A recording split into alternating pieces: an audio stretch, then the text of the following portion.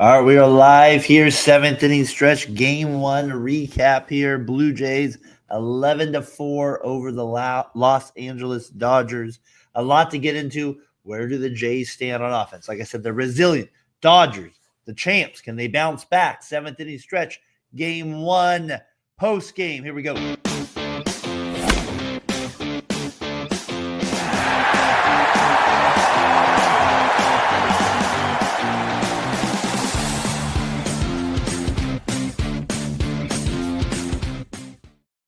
Here we go. Game one recap.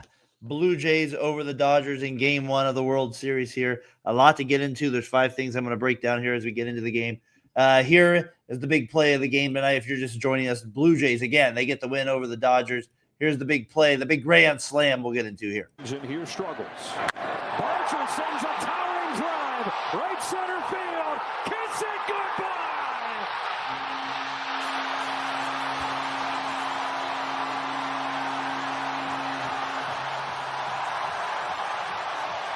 And Toronto was absolutely rocking the biggest play of the game that put away the Dodgers in game one as the Blue Jays win the game one of the World Series 11-4 in Toronto tonight. Let me hear your thoughts here, Variety Sports Network. My initial thoughts, like I said, last night when I did the preview of the World Series, the one thing about the Jays offense that continues to impress me is that they completely fight every at-bat. They put in work. Like you think about the first inning, they've got the bases low. I mean, did Kirk come up? They did not get the big hit. Of course they did it, but they made Snell really work. 29 pitches first inning, and it paid off for them when they got into the middle of the game when he could not get out of it. And Dodgers obviously bullpen let it go. But that Jays offense continues to be resilient, and they continue to push. I'll get into the depth of their lineup and all that too, but that was my initial thoughts, was just continuing to be unbelievable there. And then, I mean, how could I say, Ohtani very good at baseball, another home run, of course, no shock at all. Bo Bichette, his performance there, great play at second base, that stood out to me as well in this game. And then again, I mean, out of nowhere, the Addison Barger, just unbelievable. Since they brought him up a little bit before middle of the year, and he just continues to play a big role for them as well. But just the at-bats that they took tonight was really impressive. And I thought the Dodgers had their chances, though, early on. Obviously, they have Ohtani with the bases loaded, 2 outs, yes. Grounds out to first base, ends it out. Paz, he strikes out the pitch before 3-2 count. He laid off a really good 3-1 split, and then he strikes out on a ball there, 3-2. So I thought those were some of the big early plays in game one of the World Series. So initial thoughts there with it. But then you got to go, throughout the game. The other part that was big was 2-0 Dodgers. Snell's looking good. And Varsho just continues to be a problem. He continues to be really good in clutch situations. He's been unbelievable. And I don't know. Here's the highlight of him. I want to get into him a little bit more in just a sec, but let me get his home run up here. This tied the game 2-2 here against the Blue Jays. Varsho in the air to center field. Paz going back, turns, launches, and it's gone and tied. Dalton Varsho locks game one. And Dalton Varsho just hits the big homer there, gives them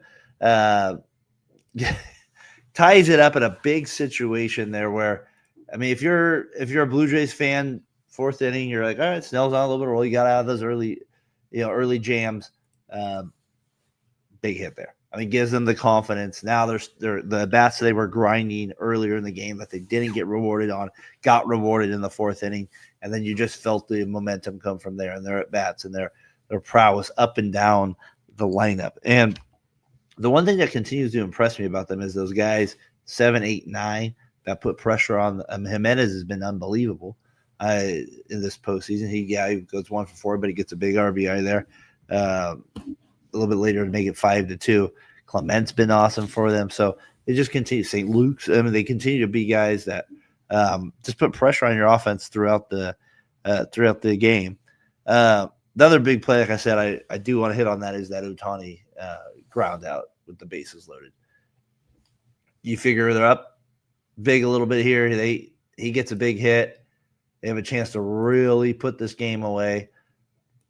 He grounds out the first base. It just felt like a momentum changer. Felt like one of those plays where it's like, all right, we're this could have turned it a little bit, and he wasn't able to get the job done. So I don't know. That was the thoughts behind that. And that home run to Mr. Varsho as well was the first one that Blake Snell's given up since last year versus Juan Soto. So kind of a crazy stat there as well. And so, like, again, Dodgers, they go down. They fall 4-11. The Blue Jays play really good baseball tonight. The offense, again, continues to grind. So we talked about some of the big plays. Obviously, the big home run and tied up by Dalton 2-2. Ohtani, a big ground up there with the bases loaded. The Blue Jays also had their chances in the first inning. They couldn't deliver as well.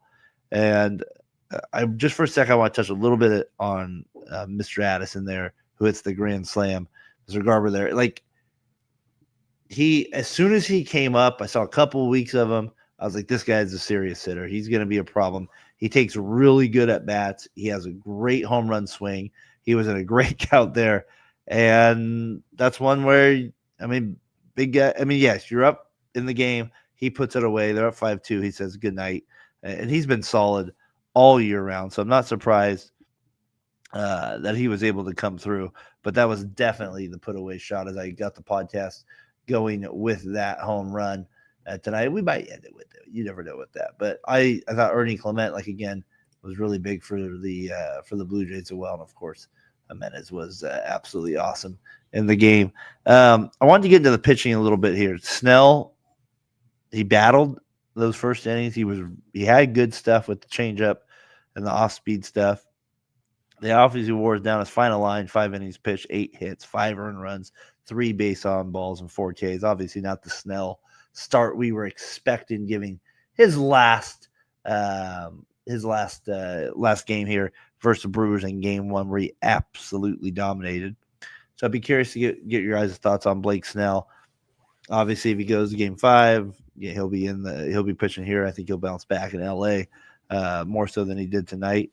But you got to give the Blue Jays credit. You know, left-handed pitching, they have a lot of good right-handed hitters. Even their lefties came through for big hits as well. So Snell just that first inning, they wore him down, and he bounced back. He pitched really good, and then he kind of blew up a little bit. And obviously, the bullpen didn't help with that along the way.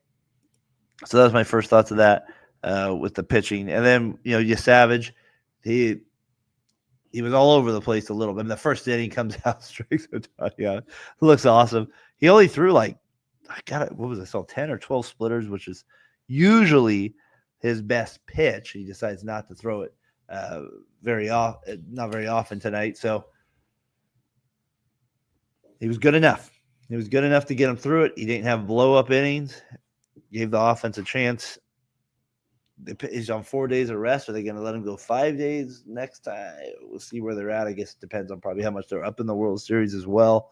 But he's going on 4 days rest. Does that make a little bit of difference? He definitely hasn't been as dominant as he was. He was in Game 1 of the playoffs versus the Yankees, where he was absolutely electric in that game.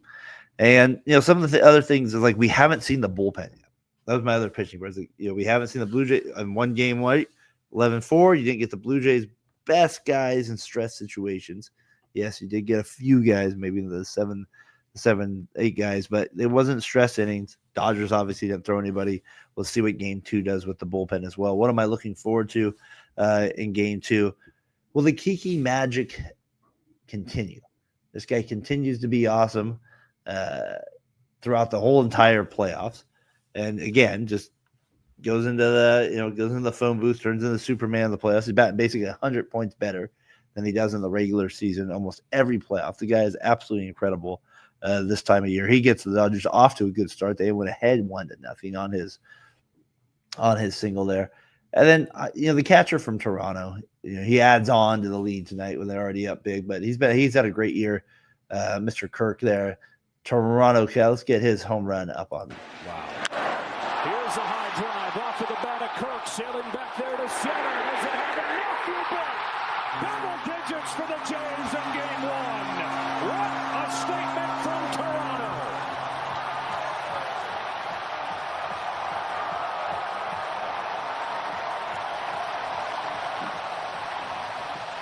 So Jay's still going for that first World Series since 1993, but the third overall. See if they can get it off to a great start against the Dodgers tonight. You got to be electric out there in Toronto. Got to be electric. Dodgers fans, are you nervous at all? Are you nervous at all that you're we're freaking out? Or no, we still got our 3 guys going the next 3 games. We're feeling good.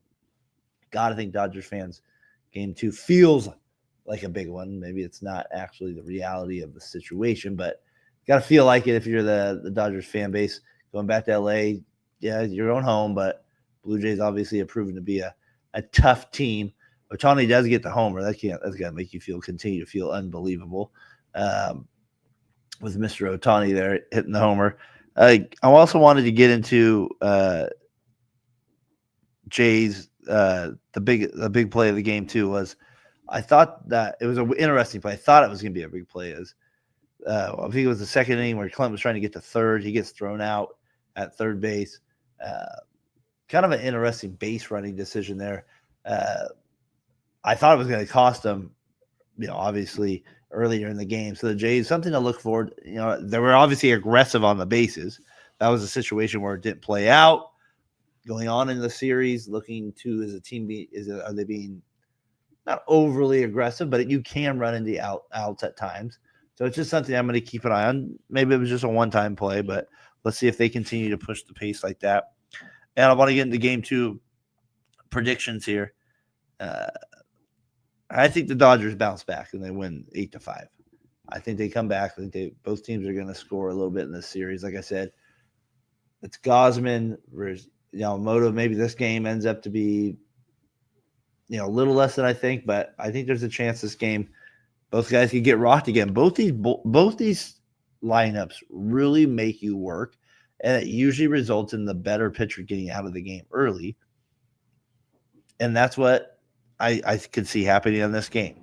And then the bullpens come in. Maybe they're not as dominant. But I do think the Dodgers tie it up, and they end up winning game 2, 8-5 over the Blue Jays. But that does take absolutely nothing away from the Blue Jays' performance tonight. Great game 1. I'm sure Canada's rocking tonight with the Blue Jays getting the big W. LA, sad I was at Papa's night, and there was, let's put it this way, see, like magically in Sonoma County, California, there was more Blue Jays fans. So you'll say that. Maybe that is because it's partially Giants country. But anyways, where I was at tonight, there was more Jays fans all the way out there. So I got game 2 tomorrow. It'll be a good one. See if the Dodgers can bounce back. See what the champs are made of. See if they can bounce back there, get a good start from Yamamoto. We'll see what Gausman has in the tank as well. And then will we get anything from the bullpens as well? I expect the Dodgers offense to really grind tomorrow night, just like the Blue Jays offense did tonight.